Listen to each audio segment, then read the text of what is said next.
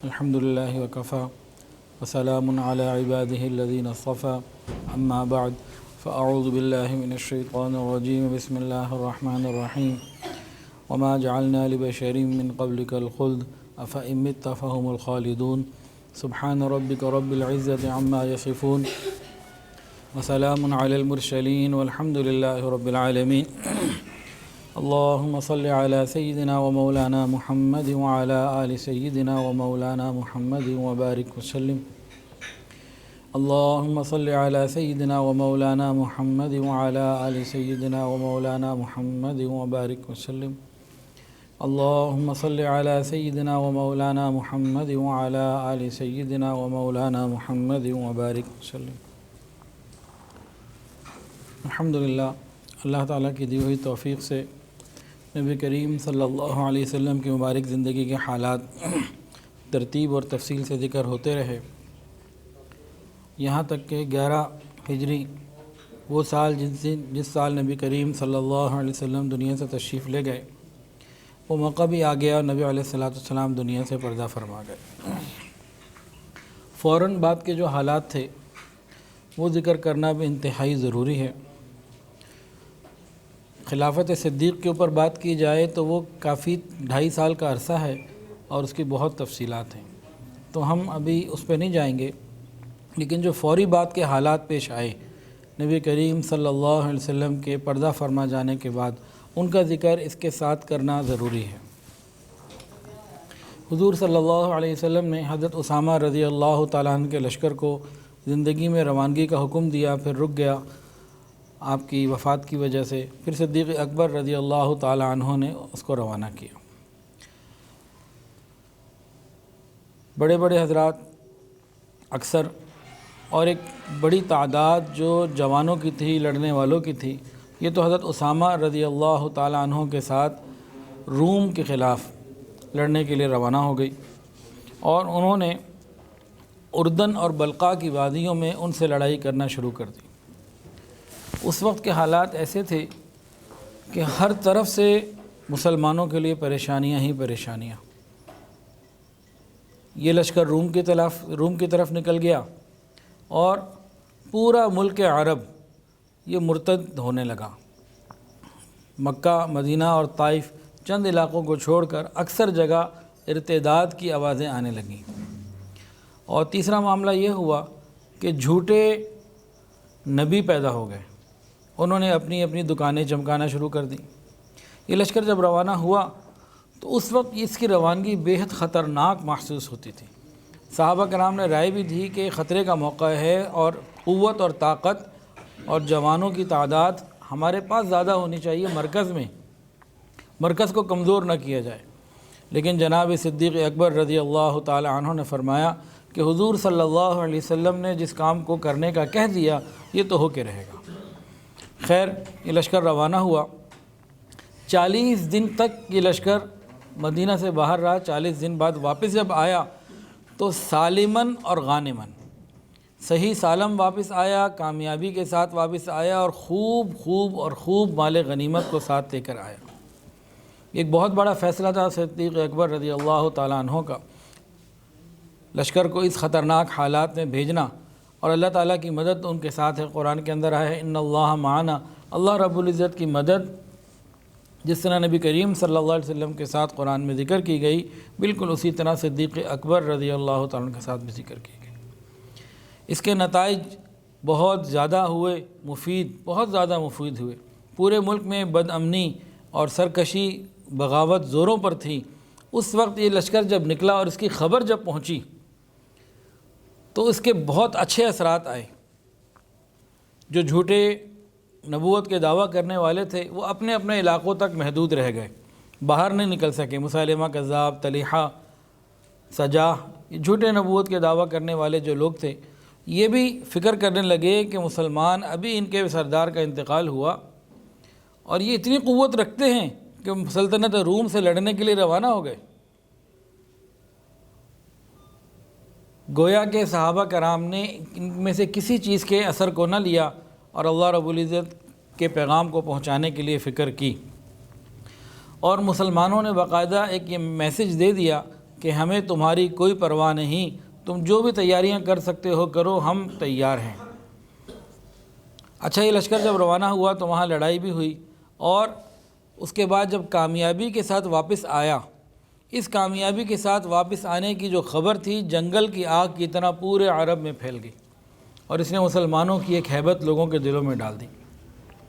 ایک تو یہ فائدہ ہوا کہ جھوٹے جو نبوت کے دعویٰ کرنے والے تھے، جھوٹے کذاب، یہ اپنے علاقوں سے باہر نہ آ سکے۔ دوسرا، مرتدین کی جو تعداد ہر طرف آ گئی تھی، وہ بھی سوچنے پر مجبور ہو گئے کہ ہم مدینہ پر حملہ کریں یا نہ کریں، تو ہر طرف سے حملے کے لیے تیاری تھی، تو اس سے بہت زیادہ مسلمانوں کو فائدے ہوئے، اور اس جہاد میں مال غنیمت بھی بہت زیادہ ملا، جس سے اگلے معاملات میں آسانیاں ہوئیں۔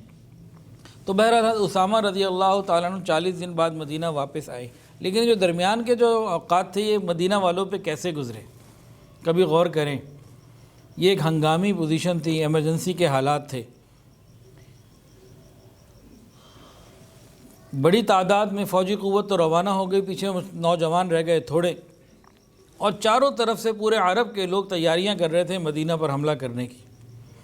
حضرت ابوبکر صدیق رضی اللہ تعالیٰ عنہ ہر چیز سے واقف تھے، منافقین کی سازشوں سے بھی واقف تھے، یہ لشکر بھیجنا بھی ضروری تھا، یہ بھی بھیجا۔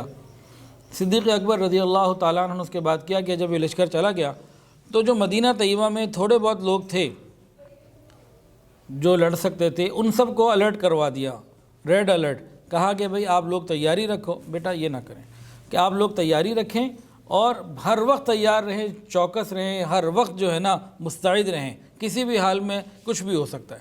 اور ان سب کو کہا مسجد نبی شریف کے ارد گرد وقت زیادہ گزاریں، ادھر رہیں۔ اور چند لوگوں کو صدیق اکبر رضی اللہ عنہ نے فرمایا کہ آپ جو ہے نا مدینہ کے باہر اور ادھر ادھر حالات کے جائزہ لیتے رہیں، چکر لگاتے رہیں، جیسے پیٹرولنگ کرنا ہوتا ہے وہ کرتے رہیں۔ ان میں کون لوگ تھے؟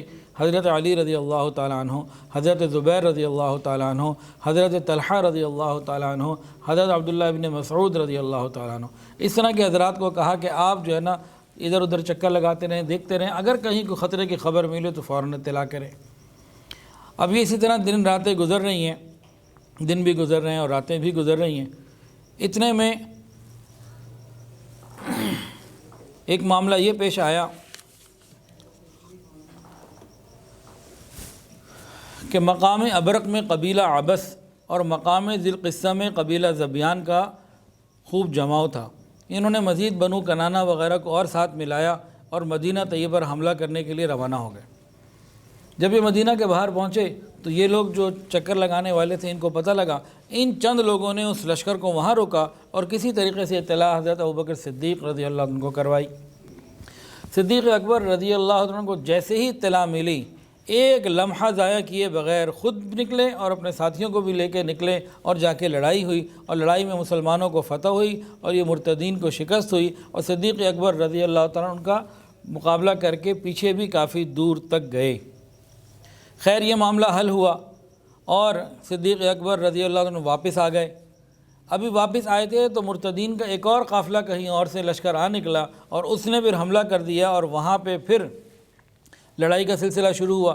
صدیق اکبر رضی اللہ عنہ پھر باہر نکلے، اور اب جب یہ مرتدین آئے، ان کے پاس گانے بجانے والے دف اور آلات بہت زیادہ تھے، اور انہوں نے ڈھول اور ڈرم وغیرہ جو بجائے نا وہ اتنے زیادہ زوردار تھے کہ مدینہ طیبہ کے اونٹ ان چیزوں سے واقف نہ تھے صحابہ کے، اس شور شرابے کو دیکھ کر وہ اونٹ بدک گئے اور سب واپس الٹا لوٹے مدینہ کی طرف۔ ایک پریشانی آ گئی۔ صدیق اکبر رضی اللہ عنہ جب مسجد نبی شریف پہنچے، وہاں پہنچ کے بھی دوبارہ سب پوری جماعت کو، جمعیت کو اچھے طریقے سے جمع کیا اور پھر پلٹ کے واپس ان پہ حملہ کیا اور پھر ان کو شکست فاش دی، اور ان کے بہت سارے لوگ جو ہیں وہ قتل ہوئے۔ 5-6 گھنٹے خون ریز جنگ ہوتی رہی۔ خیر وہ بھاگ گئے۔ مال غنیمت بہت زیادہ ہاتھ آیا۔ سیدنا نعمان بن مقرن رضی اللہ تعالیٰ عنہ کو کچھ ساتھی حضرت صدیق اکبر نے دے کے مال غنیمت کو مدینہ طیبہ کی طرف روانہ کیا، اور پھر دشمنوں کے تعاقب میں آپ آگے مقام ذی القصہ تک بڑھتے چلے گئے۔ اب پوزیشن کیا ہے کہ ایک لشکر روم سے لڑنے گیا ہوا ہے، ادھر ایک لشکر سے لڑائی ہوئی، ان کو شکست دی، دوسرا لشکر آ گیا، اس کو بھی معاملہ پریشانی کا آیا، بہرحال شکست دے دی۔ ابھی آپ واپس آ رہے ہیں، پیچھے سے کیا ہوا، ایک تیسرے قسم کے لوگ تھے جنہوں نے جن قبائل میں مخلص مسلمان موجود تھے ان کو تلاش کر کر کے قتل کرنا شہید کرنا شروع کر دیا۔ تو بہت بڑی تعداد میں مخلصین مسلمانوں کو شہید کر دیا گیا۔ صدیق اکبر رضی اللہ عنہ کو، صحابہ کرام کو جب یہ اطلاع ملی تو بہت غمگین ہوئے، پریشان ہوئے، اور صدیق اکبر رضی اللہ عنہ نے بہت جلال میں آ کے قسم کھائی کہ ان لوگوں نے اس انداز سے جتنے مسلمانوں کو قتل کیا ہے، اللہ کی قسم میں اتنے مرتدین کو قتل کروں گا۔ تو مسلمانوں کے اوپر بڑی تکلیف دہ حالات تھے۔ بہرحال صدیق اکبر رضی اللہ تعالی عنہ ان مقابلوں سے کرتے کراتے جب واپس پہنچے تو تقریباً 40 دن گزر چکے تھے۔ ادھر سے وہ لشکر حضرت اسامہ رضی اللہ عنہ کا واپس آیا، وہ تھکا ہوا تھا۔ صدیق اکبر رضی اللہ عنہ نے ان کو فرمایا کہ بھئی اس لشکر کے لوگ آرام کریں، اور باقی لوگوں کو لے کے صدیق اکبر رضی اللہ تعالیٰ عنہ اگلے معاملات پہ نکلے، اور جہاں جہاں کوئی دشمنوں کا لشکر آتا تو ان کی صحیح طریقے سے خبر لی جاتی، اور اس کے بعد مقام ابرق میں آئے اور وہاں پہ بنو ذبیان کے ساتھ مقابلہ ہوا، ان کو شکست دی، اور ذبیان کے علاقے مسلمانوں کو عطا کیے اور ان کی چراگاہیں مجاہدین کے گھوڑوں کے لیے وقف کر دیں۔ تو اس طریقے سے مختلف جو معاملات تھے ان کو آپ نے سیٹل کیا، جو چیز سرکشی تھی اس کو ختم کیا۔ پھر آپ جب مدینہ طیبہ واپس آئے تو اس دوران حضرت اسامہ بن زید رضی اللہ عنہ کا جو لشکر تھا وہ آرام کر چکا تھا، اس سفر کی تھکن وہ اتار چکا تھا، کیونکہ اب آگے نئے سفر شروع ہو جانے تھے۔ معاملے کیا تھے؟ دو طرح کے معاملے پیش آ گئے تھے۔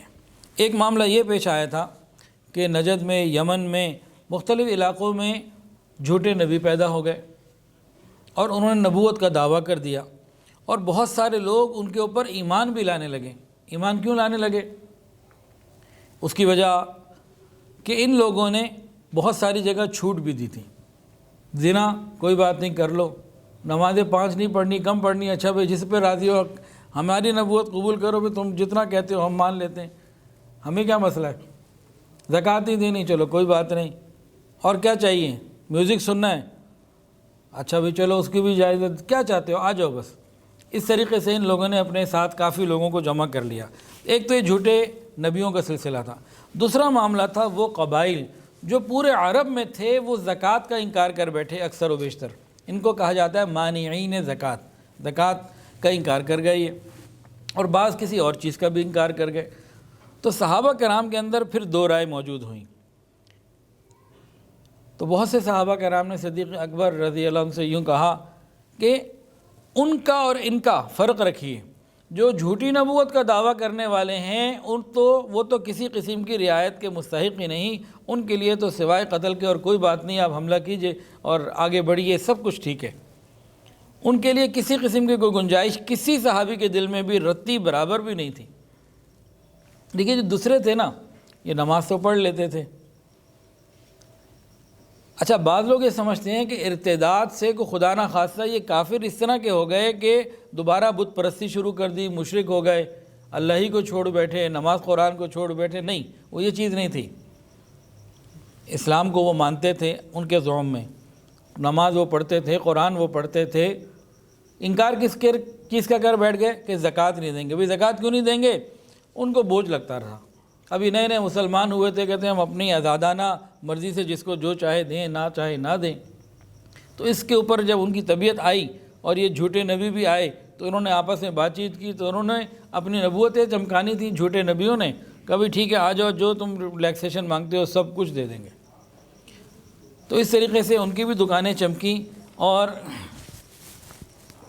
ان کے بارے میں پھر صحابہ کرام کی جب یہ رائے آئی نا کہ بھئی ان کے ساتھ ذرا نرمی کرنی چاہیے، پہلے آپ ان سے نمٹ لیں، ان کو تھوڑا ہولڈ کریں، ان کو ذرا نرمی سے دیکھ لیں گے۔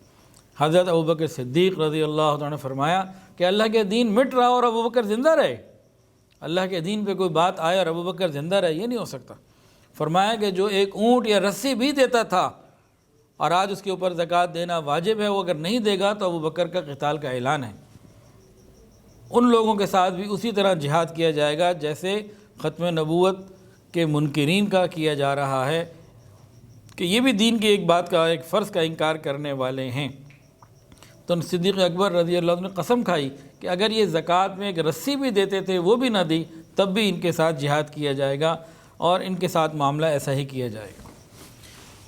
بہرحال صحابہ کرام اس کے اوپر تیار ہو گئے کہ جو صدیق اکبر رضی اللہ عنہ کا فیصلہ ہے اسی کے اوپر، کہ دونوں طرح کے لوگوں سے لڑنا ہے، دونوں ہی کو سبق سکھانا ہے۔ اچھا، مرتدین کے وفود آئے صدیق اکبر رضی اللہ عنہ سے ملاقات کرنے کے لیے کہ بھائی ہم کلمہ پڑھتے ہیں، قبلہ مانتے ہیں، سارا کچھ مانتے ہیں، صرف زکوٰۃ ہی کی تو بات ہے نا، اتنی ریلیکسیشن ہمیں دے دی جائے تو ہم آپ کے، ان کا سوال ہی پیدا نہیں ہوتا۔ سب کو صاف اور کھرا جواب دیا، سارے واپس چلے گئے اور واپس جا کے سب نے مسلمانوں کے اوپر حملہ کرنے کی تیاریاں شروع کر دیں۔ ادھر صدیق اکبر رضی اللہ عنہ نے کیا کیا؟ اچھا، ان کو دوسرے تمام صوبوں سے اطلاعات آ رہی، ہر علاقے کا جو گورنر تھا، عامل جو تھے، وہ اطلاع دیتے کہ بھئی ہمارے لوگ جو ہیں زکوٰۃ دینے سے انکار کر چکے ہیں اور یہ بغاوت اور سرکشی پر آ چکے ہیں، مستقل یہ اطلاعات آ رہی تھیں۔ صدیق اکبر رضی اللہ تعالیٰ عنہ نے اس وقت انتہائی بیدار مغزی کے ساتھ بہت خوبصورت فیصلے کیے اور بہت خوبصورت طریقے سے ان معاملات کو سیٹل کیا۔ صدیق اکبر رضی اللہ تعالیٰ عنہ نے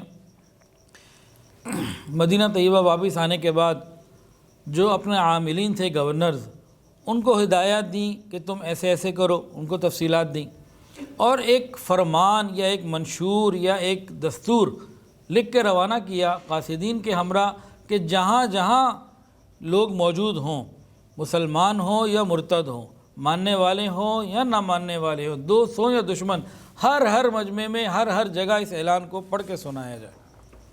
تو صدیق اکبر رضی اللہ عنہ نے یہ مضمون بھجوایا، لکھا اس میں یہ کہ صدیق اکبر ابوبکر رضی اللہ عنہ جو خلیفہ ہیں اللہ کے رسول کے، ہر اس شخص کو یہ فرمان پہنچے جو اسلام پر قائم ہو یا پھر چکا ہو۔ اما بعد، اللہ تعالیٰ نے نبی کریم صلی اللہ علیہ وسلم کو سچا نبی بنا کر بھیجا جو خوشخبری دینے والے تھے، ڈرانے والے تھے، اور اللہ تعالیٰ کے حکم سے اللہ تعالیٰ کی طرف لوگوں کو بلانے والے تھے، ہدایت کے لیے سراجا منیرہ تھے، اور جس شخص نے ان کی دعوت کو قبول کیا اللہ نے اس کے لیے حق کا راستہ کھولا، کامیابی کا راستہ اسے دیا، اور جس نے پیٹھ پھیری حضور صلی اللہ علیہ وسلم نے بدریہ جہاد اس کو فرما برداری کی طرف جو ہے وہ مطمئن کیا اور رجوع اس نے کروایا۔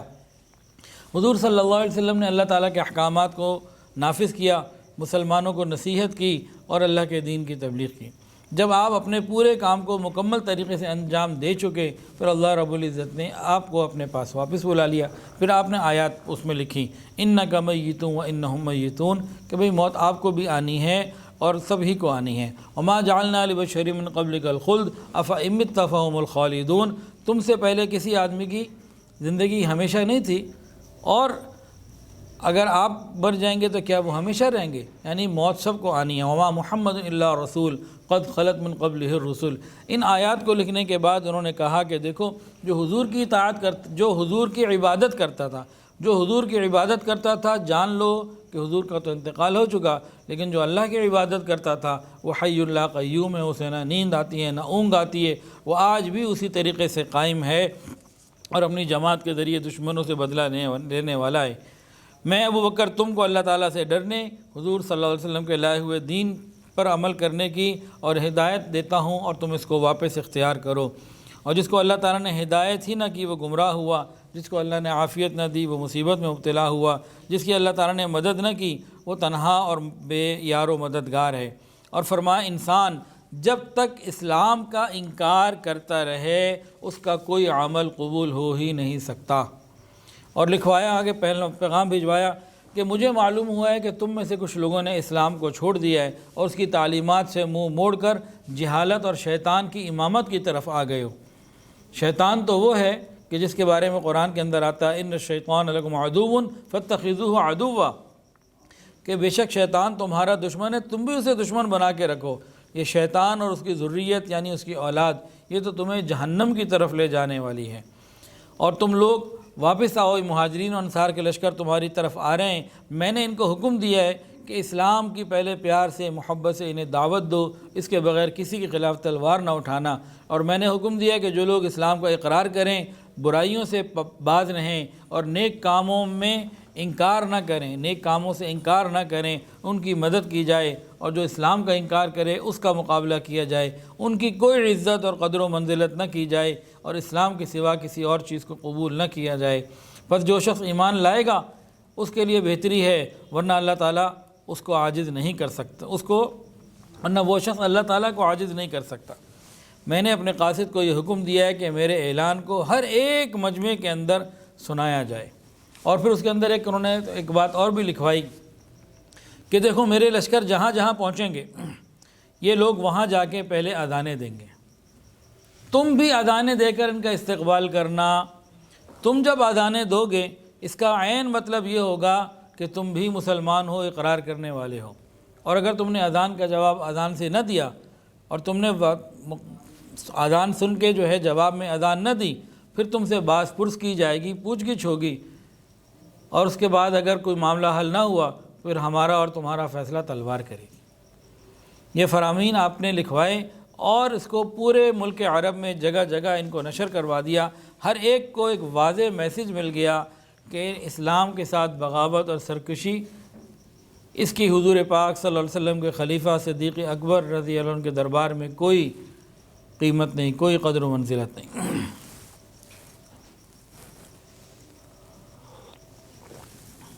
پہلے 40 دن جو گزرے حضرت اسامہ ادھر تھے، پہلے 40 دن نہیں، وہ 40 دن حضرت اسامہ کا لشکر روانہ ہونے کے بعد صدیق اکبر رضی اللہ عنہ نے جو قریب کے مرتدین تھے ان سے کئی لڑائیاں ہوئیں۔ اس میں پھر آپ نے آخر میں فرامین روانہ کیے جو گورنر سے ان کو الگ ہدایات دیں، اور ہر پورے ملک عرب کے اندر جزیرۃ العرب، سعودی عرب کی بات نہیں ہو رہی، جزیرۃ العرب پورا، اس میں جگہ جگہ اپنے اس فرمان کو، اعلان کو کرنے کے لیے لوگ بھیج دیے۔ اس کے بعد کیا کیا؟ اب لشکر اسامہ بھی مدینہ طیبہ میں ہے اور جو مدینہ میں نوجوان تھے وہ بھی ہیں۔ صدیق اکبر رضی اللہ عنہ نے 11 لشکر بنائے۔ کتنے؟ 11، اور ہر ایک کو الگ الگ جو ہے نا وہ علم دیا، اور ہر ایک کو ایک سردار بنایا۔ 11 لشکر بنائے، ہر ایک کے اوپر کسی ایک کو سردار اور امیر بنایا، اور ہر ایک کو ایک علم جو جھنڈا ہے وہ بنا کے دیا، اور یہ ان کو حکم دیا کہ یہاں سے نکلو۔ راستے میں خاص طور سے مکہ میں، طائف میں جو تمہیں ایسے لوگ ملیں جو صحیح مسلمان ہیں تو وہاں ضرورت کے مطابق تو وہاں کے لوگوں کو چھوڑو، باقی کو اپنے ساتھ لے کے اپنی تعداد میں اضافہ کرو، اپنی قوت میں اضافہ کرو۔ وہاں کی ان لوگوں کی حفاظت کے لیے جتنے لوگ ضروری ہیں ان کو چھوڑ کے باقی سب کو اپنے ساتھ لے لو۔ اور پھر جہاں جہاں کفار سے، مرتدین سے اور یہ ختم نبوت کے منکرین سے جہاں جہاں مقابلہ ہو پھر ان سے بے جگری کے ساتھ لڑو اور اللہ کا علم بلند کرو، اللہ کی بات کو بلند کرو۔ تو یہ 11 لوگ الگ الگ روانہ ہوئے۔ یہ ہوتی ہے لیڈرشپ، اور یہ ہوتی ہے بہادری اور اللہ رب العزت کے اوپر توکل، کہ ریاست مدینہ یعنی ریاست کی رٹ جو ہے یہ پورے ملک میں قائم ہو، اس کے اوپر کوئی کمپرومائز نہیں، اسلام کے اوپر کوئی کمپرومائز نہیں۔ جو اللہ کا حکم اور نبی کا دین ہے یہ نافذ کر کے رہنا ہے، جان جاتی ہے جائے۔ تو صدیق اکبر رضی اللہ عنہ اتنے انتہائی نازک ترین حالات میں ساروں کو ہی باہر نکال دیا کہ اس وقت ضرورت جو ہے بیٹھنے کی نہیں، نکلنے کی ہے۔ وہ 11 لوگ کون تھے؟ پہلا علم دیا تھا خالد ابن ولید رضی اللہ تعالیٰ عنہ کو۔ ان کو حکم دیا کہ پہلے آپ طلیحہ بن خویلد جو ہے نا، طلیحہ جس نے دعویٰ نبوت کیا، پہلے اس کے پاس جائیں، اس کی سرکوبی کریں۔ جب اس مہم سے فارغ ہو جائیں تو مقام بطح کی طرف، مالک بن نویرہ کی طرف حملہ کریں۔ یعنی لشکر 1، ٹاسک 2، کام 2 دیے۔ دوسرا علم اکرمہ ابن ابی جہل رضی اللہ عنہ کو دیا، کہا یمامہ کی طرف جائیں اور مسیلمہ کذاب کی طرف رخ کریں، اس کو سبق سکھائیں، اس پر حملہ کریں۔ تیسرا علم شرجیل ابن حسنہ کو ہوا، فرمایا کہ اکرمہ کی امداد کرنی ہے، مدد کرنا ہے، اور جب آپ لوگ یمامہ سے فارغ ہو جائیں تو آپ نے بنو کندہ اور بنو قضاع کی طرف حملہ کرنا ہے۔ چوتھا خالد بن سعید کو دیا رضی اللہ تعالیٰ عنہ کو حکم دیا کہ ملک شام کی سرحد پر پہنچ جائیں اور وہاں قبائلی جو علاقے ہیں، لوگ ہیں، ان کی ذرا عقل کو درست کریں۔ پانچواں علم عمر بن عاص رضی اللہ عنہ کو فرمایا کہ مرتدین بنو قضاع ان کی طرف آپ سفر کریں۔ اور چھٹا علم حذیفہ بن محسن کو دے کر عمان کی طرف جانے کا حکم دیا کہ آپ عمان چلے جائیں۔ اور ساتواں علم عرفجہ رضی اللہ عنہ کو دیا اور کہا کہ آپ مہرہ کی طرف چلے جائیں۔ اور ان دونوں کو آپس میں یہ بھی حکم دیا کہ حذیفہ اور عرفجہ دونوں ساتھ ساتھ رہیں، جب ملک عمان میں دونوں ہوں تو حذیفہ امیر عرفجہ مامور، اور جب محرم میں پہنچ جائیں تو عرفجہ امیر اور حذیفہ مامور ہو جائیں گے۔ اس طریقے سے الگ الگ بھی رہیں، ساتھ ساتھ بھی رہیں اور اپنی اپنی مہم کو سر کریں۔ اور 8واں علم آپ نے حضرت طرقہ ابن حاجب کو دیا اور حکم ہوا کہ بنو سلیم اور بنو حوازن ان کی طرف آپ روانہ ہو جائیں۔ 9واں علم سوید بن مقرن کو دیا گیا، ان کو حکم ملا کہ یمن چلے جائیں، تہامہ والی سائٹ پہ، ملک یمن میں تہامہ والی سائٹ پر آپ چلے جائیں۔ 10واں علم علاء ابن حضرمی کو دیا گیا اور حکم ہوا کہ آپ بحرین چلے جائیں۔ اور 11واں علم مہاجر ابن امیہ کو دیا اور حکم ہوا کہ آپ یمن کے علاقے صنعاء کی طرف چلے جائیں۔ پورے عرب میں ان 11 لوگوں کو روانہ کیا اور ان کو ایک باقاعدہ منشور صدیقی لکھ کر دیا، ہر ایک کو الگ الگ ان کے نام کا فرمان جو ہے لکھ کے دیا۔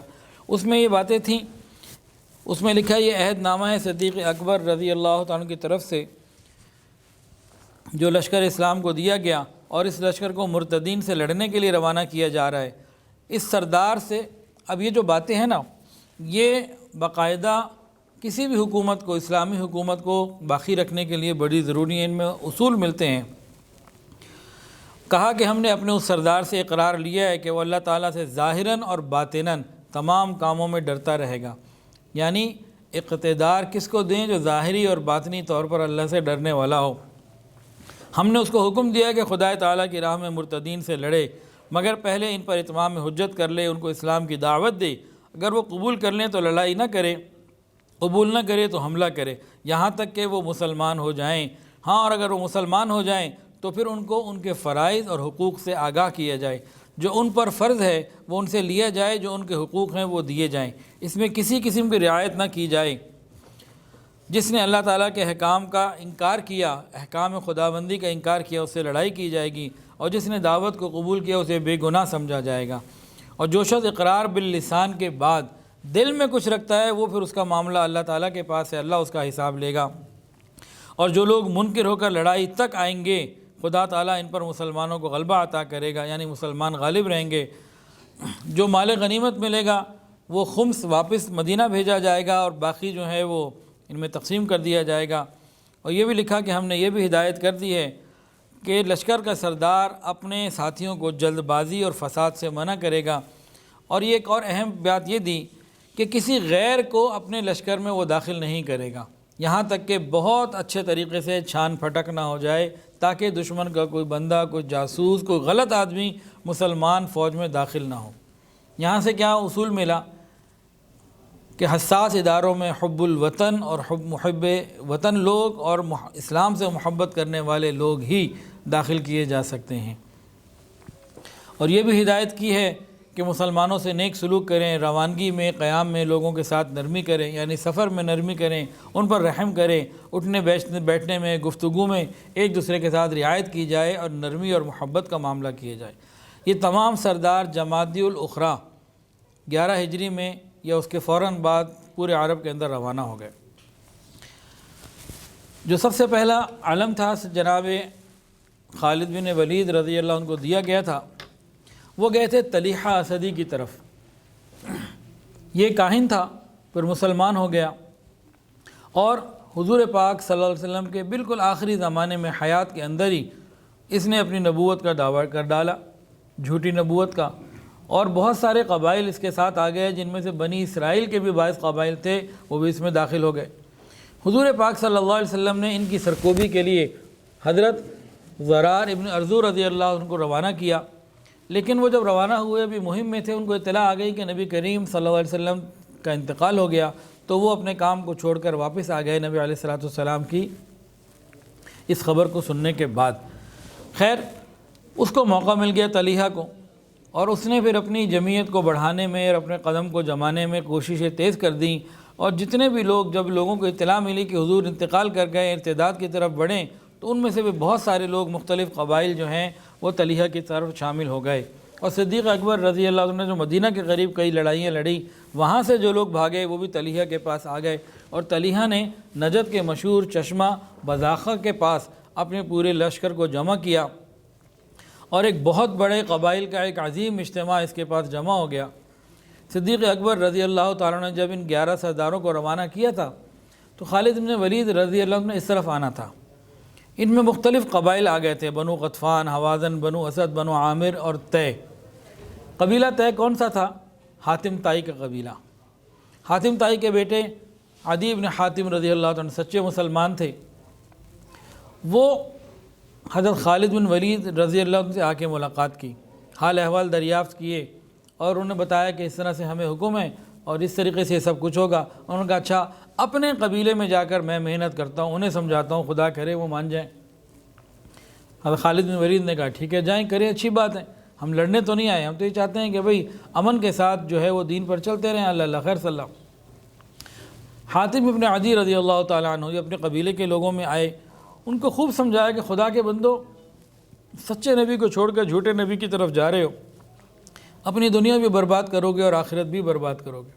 خیر انہوں نے اپنی قوم کو سمجھایا، پوری قوم توبہ طائب ہو گئی اور انہوں نے کہا ہم سے غلطی ہو گئی، واپس ہم آتے ہیں۔ جب مقیم لوگوں کو سمجھا لیا تو حضرت عدی بن حاتم رضی اللہ تعالیٰ عنہ نے اپنے ہی ساتھیوں کا ایک وفد روانہ کیا قبیلہ طے کے ان لوگوں کے پاس جو طلیحہ اسدی کے ساتھ جنگ کے لیے حضرت خالد بن ولید سے تیار تھا۔ اب قبیلے کے لوگ وہاں گئے، اپنے قبیلے کے لوگوں سے ملے، ان کو بتایا کہ بھئی عدی بن حاتم نے اس طرح محنت کی، سارا قبیلہ واپس ہو چکا ہے، اب تمہارے ساتھ قبیلے میں کوئی نہیں ہے، اور تمہاری بھی بہتری یہ ہے کہ خالد بن ولید رضی اللہ عنہ روانہ ہو چکے ہیں، لشکر ان کے ساتھ ہے اور ہم بھی ان کے ساتھ ہوں گے، تو تمہارے لیے بچاؤ مشکل ہے، بہتری ہے واپس آ جاؤ۔ خیر قبیلہ طے کے تمام لوگ واپس آ گئے، ان تمام کے تمام نے دوبارہ اسلام قبول کیا۔ خالد بن ولید رضی اللہ عنہ جب طلیحہ اسدی پر حملہ کرنے کے لیے پہنچ رہے ہیں تو پہلے ہی یہ لشکر جا کے، پورا قبیلہ جا کے ان کے پاس واپس بھی گیا، اپنے اسلام واپس آنے کا اعلان بھی کیا اور ان کے لشکر میں شامل بھی ہو گیا۔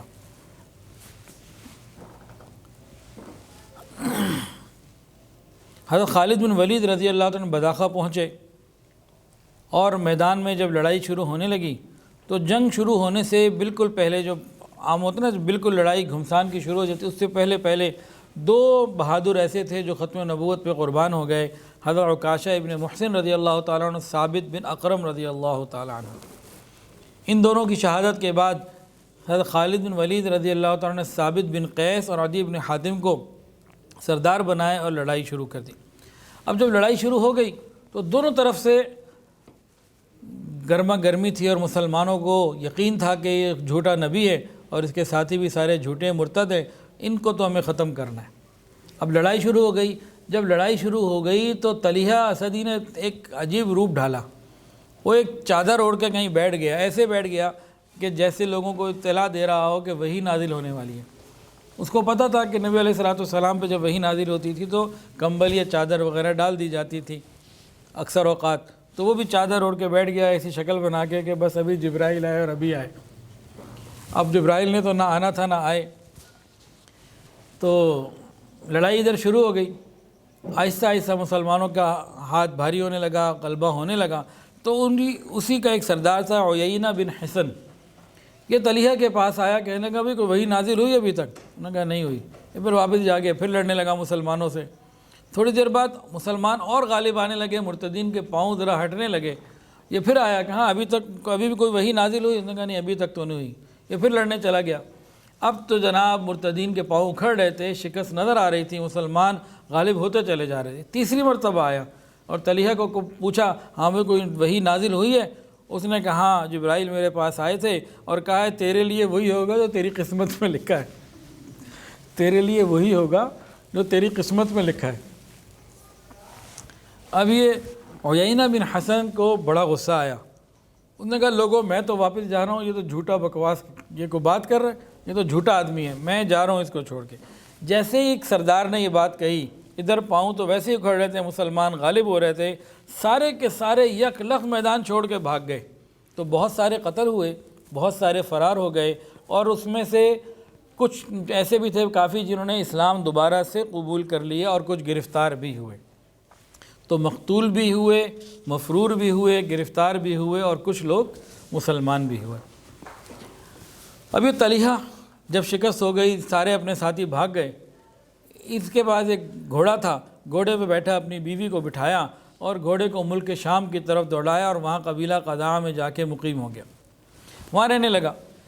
کچھ عرصے کے بعد جب یہ ارتداد ختم ہو گیا اور سارے لوگ، پورا عرب واپس مسلمان ہو گیا اور خود طلحہ کا اپنا قبیلہ بھی مسلمان ہو گیا، تو طلحہ بھی پھر مسلمان ہو کر سیدنا عمر فاروق رضی اللہ عنہ کے زمانے میں حاضر ہوئے اور آ کے کلمہ پڑھ کے دوبارہ مسلمان ہو گئے اور بیعت کی۔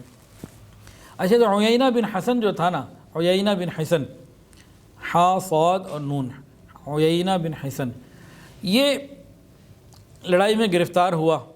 خالد بن ولید رضی اللہ تعالی عنہ نے اس کو باندھ کے پھر پہنچایا صدیق اکبر رضی اللہ عنہ کے پاس مدینہ طیبہ، اور وہاں جا کے بڑی مشکل سے اس نے خیر اسلام قبول کیا، لیکن بعد میں الحمدللہ ٹھیک ہو گیا اور مسلمان ہی رہا۔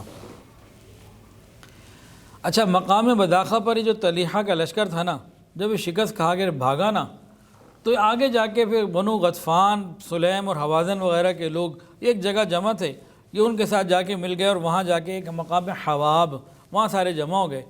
وہاں ایک عورت تھی سلمہ بنت مالک، اس کو انہوں نے سردار بنا لیا اور اس نے باقاعدہ سپہ سالار بن کر اور سردار بن کر مسلمانوں کے خلاف لڑائی کرنے کا ارادہ کیا، اور یہ حضرت خالد بن ولید رضی اللہ عنہ کے سامنے اپنے لوگوں کو لے کے لڑنے کے لیے آ گئی۔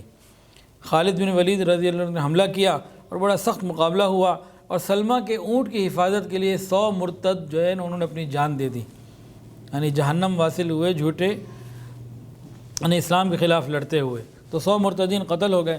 بالآخر وہ اونٹ بھی زخمی ہو کے گرا اور یہ سلمہ قتل ہوئی، اور اس کے قتل ہوتے ہی سارے کے سارے یہ مرتدین بھاگ گئے۔ اب یہ چیزیں تو باہر چل رہی تھیں، 11 سردار 11 اپنی اپنی لوکیشنز کے اوپر گئے ہوئے ہیں۔ ادھر مدینہ طیبہ میں ایک اور حادثہ ہوا۔ ایک شخص تھا، سردار تھا، وہ فجا بن عبد یالیل، وہ آیا مدینہ طیبہ اور بڑی عاجزی سے، بڑی محبت سے کہنے لگا صدیق اکبر رضی اللہ عنہ کو کہ حضرت میں تو پکا مسلمان ہوں، اور میں چاہتا ہوں کہ آپ لوگوں کے ساتھ مل کر یہ مرتدین کے خلاف لڑائی کروں۔ میرے پاس مال نہیں ہے، وسائل نہیں ہے، اسلحہ نہیں ہے، کچھ لوگ میرے ساتھ ہیں، تو آپ ہمیں بھی ذرا کچھ مدد کریں، ہماری سپورٹ کریں، ہمیں آلات جنگ فراہم کریں، ہم جا کے مرتدین کا جو ہے نا قلع قمع کرتے ہیں اور ہم انہیں سبق سکھاتے ہیں۔ خیر انہوں نے ایسے انداز سے بات کی، جناب صدیق اکبر رضی اللہ عنہ نے مال بھی دیا، اوزار بھی دیے، ہتھیار وغیرہ چیزیں سب دے دیں۔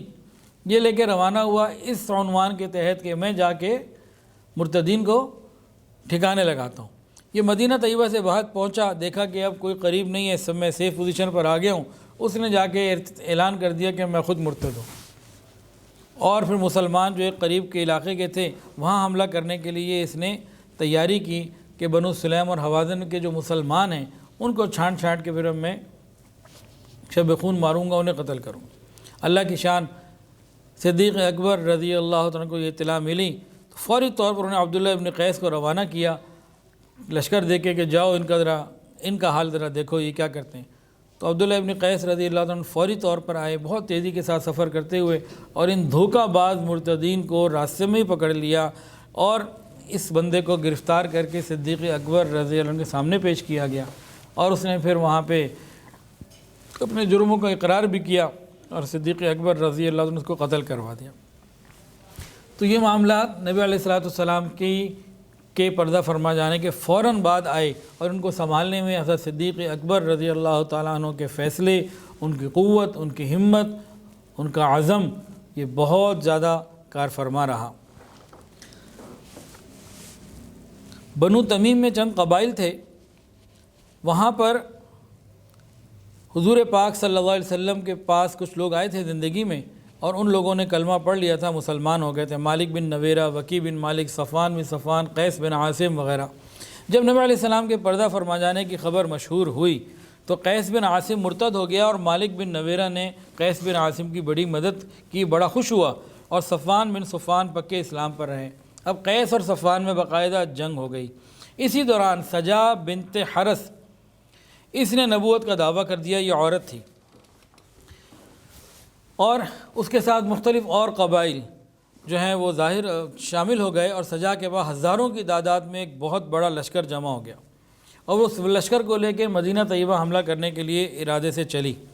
راستے میں مالک بن نویرہ نے کہا کہ دیکھو، مدینہ پر حملہ کرنے سے پہلے بنو تمیم کے کچھ لوگوں پر حملہ کرو کہ وہ ہمارے ساتھ نہیں ہیں، اور ان کو پھر جبراً اپنے ساتھ لو تاکہ مدینہ پر اکٹھا بڑا حملہ کیا جائے۔ خیر سجا بنت حرس نے مالک بن نویرہ کی بات کو مانا، بنو تمیم پہ حملہ کر دیا، شکست کھائی۔ خیر بعد میں صلح ہو گئی، لیکن یہ مالک بن نویرہ اور ایک اور سردار وکی بن مالک یہ سجا کے ساتھ چلتے رہے کہ ہم مدینہ طیبہ حملہ کریں گے۔ چلتے رہے، راستے میں دونوں واپس آ گئے اور سجا پھر اکیلا آگے بڑھتی رہی کہ ہم جا کے حملہ کریں گے۔ سجا نے نبوت کا دعویٰ کیا تھا اور ساتھ ساتھ کچھ نرمیاں بھی دے دی تھیں۔ آج ہمیں علماء اچھے کیوں نہیں لگتے؟ بعض لوگ ایسے نہیں علماء اچھے نہیں لگتے، وہ کہتے ہیں نرمی کوئی نہیں ہے جی، بڑا سخت ہے جی دین، ان کو میٹھا میٹھا دین چاہیے ہوتا ہے جس میں اتنی گنجائشیں ہوں کہ ان کی ساری خواہشات پوری ہو جائیں، مدینہ میں مرنے کی اور جنت میں جانے کی بھی باقی رہے اور یہاں کی بھی ساری خواہشات پوری ہو جائیں۔ تو سجا نے اسی طریقے کے لوگوں کو جو ہے نا وہ اپنا قریب کیا اور اس نے کئی کام کیے۔ اس نے 5 نمازیں تو باقی رکھیں گے، نمازیں 5 ہی پڑھنی ہیں، اس میں 4 نہیں ہو سکتی، 3 نہیں ہو سکتی، 5 پڑھنی ہیں۔ لیکن سور کا گوشت کھانا ہے، دل کر رہا ہے کھا لو، شراب پینی ہے، دل کرتا ہے پی لو، زنا کرنا ہے کوئی بات نہیں کر لو۔ تو جب اس قسم کی یہ آزادیاں دیں تو بہت سے عیسائی بھی آ گئے کہ بھئی جنت بھی ملے گی اور یہاں بھی سب کچھ مزے ہوں گے، تو ٹھیک ہے پھر کیا مسئلہ ہے۔ تو اس قسم کی گنجائشیں اس نے دی تو کافی لوگ اس کے ساتھ آ گئے۔ اسی وقت میں دوسری طرف مسیلمہ کذاب کا فتنہ بھی سر اٹھا چکا تھا اور بہت سارے لوگ اس کے پاس بھی جمع ہو چکے تھے اور وہ بھی مدینہ طیبہ پر حملہ کرنے کی سوچ اور فکر میں تھا۔ اب سجا جب بنو تمیم سے آگے بڑھی تو اس کو معلوم ہوا کہ خالد بن ولید رضی اللہ تعالیٰ عنہ اس کی طرف جو ہیں وہ آ رہے ہیں، اور دوسری طرف اس نے سنا کہ مسیلمہ کذاب کا لشکر بھی تیار ہو رہا ہے، تو وہ پریشان ہونے لگی۔ اس کو یہ تو معلوم تھا میں جھوٹی نبوت کا دعویٰ کرنے والی ہوں، تو وہ بھی جھوٹا ہی ہے۔ میں کہا ایسا نہ ہو کہ وہ نبوت میں میرے لیے کوئی رکاوٹ بنے، کہتے ہیں نا ہم پیشہ دشمن ہمیشہ، تو یہ کوئی مسئلہ نہ کھڑا ہو جائے۔ تو ادھر یہ سوچ رہی تھی، ادھر سے مسیلمہ سوچ رہا تھا کہ یہ سجا بھی آ گئی میدان میں، تو کیا بنے گا؟ دونوں کا الگ الگ یہ سوچ رہے ہیں، دونوں الگ الگ یہ سوچ رہے ہیں کہ میرا مقابلہ جو خالد بن ولید سے ہو تو وہ کہیں آ کے میرے پر پیچھے سے حملہ نہ کر دیں، کیا بنے؟ تو دونوں اس بات کو سوچ رہے ہیں۔ سجا یہ سوچ رہی ہے کہ میرا مسلمانوں سے مقابلہ ہو، ادھر سے یہ اپنی نبوت لے کے آ جائے یا اس کا مقابلہ ہو، تو وہی سوچ رہا تھا کہ یہ آ گئی تو کیا بنے گا۔ اس طرح کی صورتحال تھی۔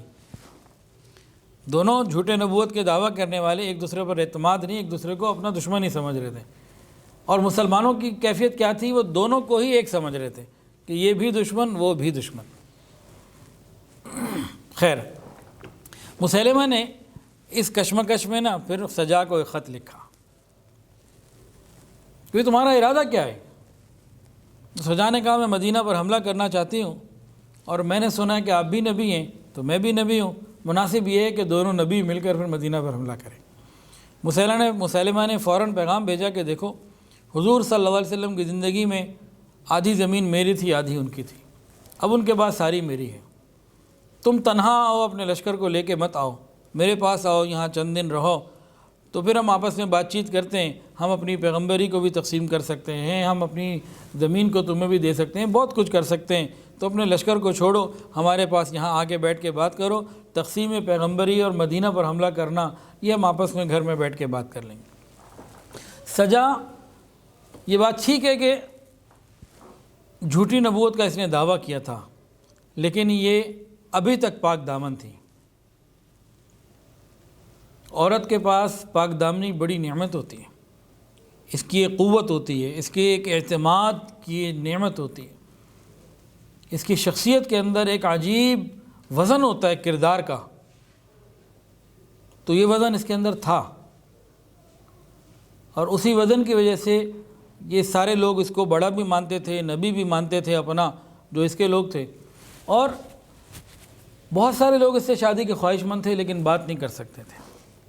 اس کا ایک رعب تھا، دبدبہ تھا، ایک عزت تھی، ایک مقام تھا اپنے حلقے کے اندر، اور باقی تمام سردار اس کی بات کو اور سمجھدار تھی، اس کی بات کو عزت اور وقت دیا کرتے تھے، احترام دیا کرتے تھے اس کی رائے کو، اسی لیے تو نبی مانا، اس سے بڑی اور کیا بات ہو سکتی ہے۔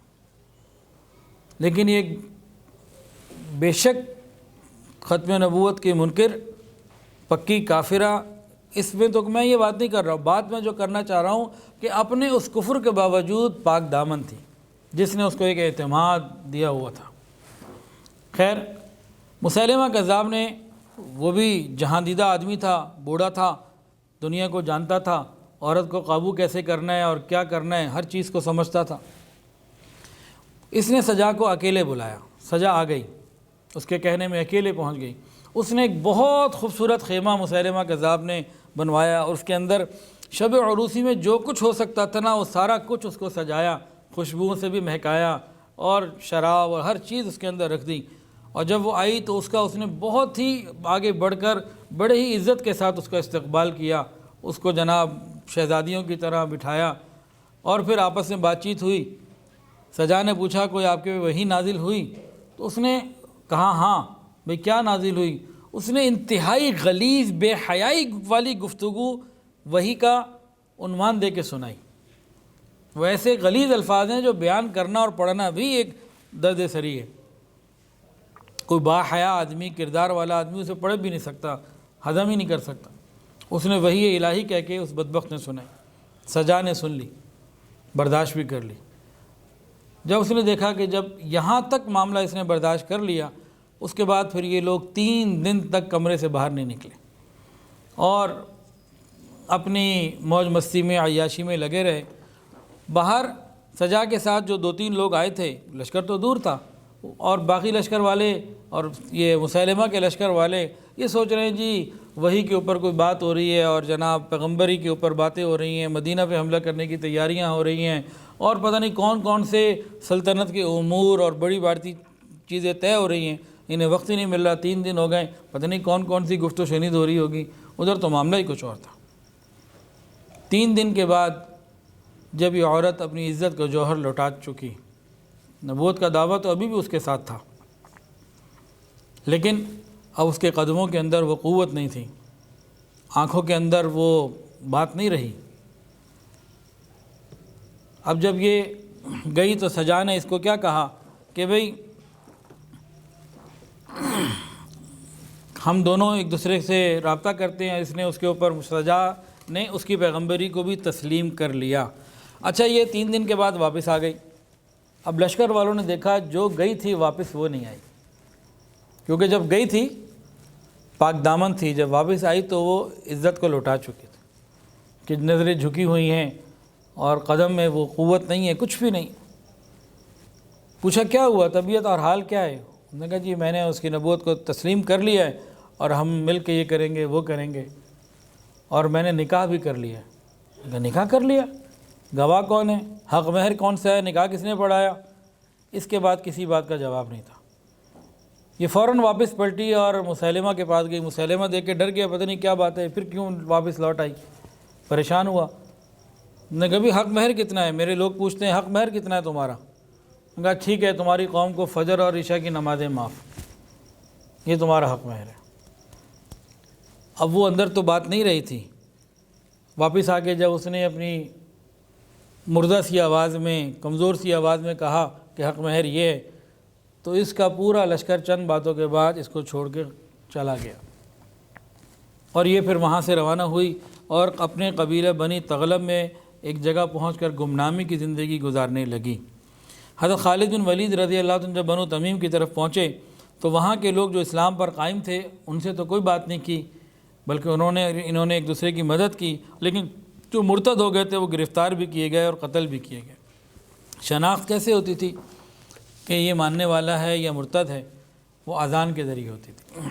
جو اذان کا جواب اذان سے دے دیا کرتا تھا وہ مسلمان کہلاتا تھا، اور جو اذان کے جواب میں اذان نہیں ہوتی تھی تو وہ پھر لوگ مرتد کہلایا کرتے تھے۔ ان سے پھر پہلے بات چیت ہوتی، بات چیت وہ مان جاتے تو بہت اچھا، نہیں تو پھر تلوار کا فیصلہ ہوتا تھا۔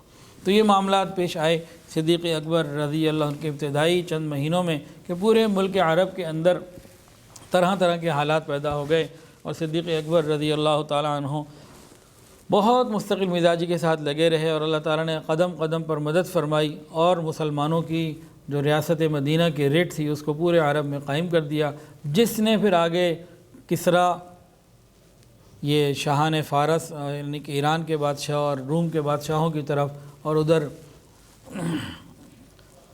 مصر عراق اور یہ افریقہ کی طرف، اور یہاں ماوراء النہر سمرقند بخارا کی طرف مسلمانوں کے راستے ہموار کیے۔ تو جناب صدیق اکبر رضی اللہ تعالی عنہ کے یہ فیصلے، یہ ان کی استقامت نے پوری دنیا کے اندر مسلمانوں کے پہنچانے کے راستے کو آسان کیا۔ اللہ انہیں جزائے خیر عطا فرمائے۔ وآخر دعوانا ان الحمدللہ۔ ویڈیو کے نیچے سبسکرائب کے بٹن پہ کلک کریں، بیل کے آئیکن پہ کلک کیجئے تاکہ ہر نئی ویڈیو کی نوٹیفیکیشن آپ کو مل جائے۔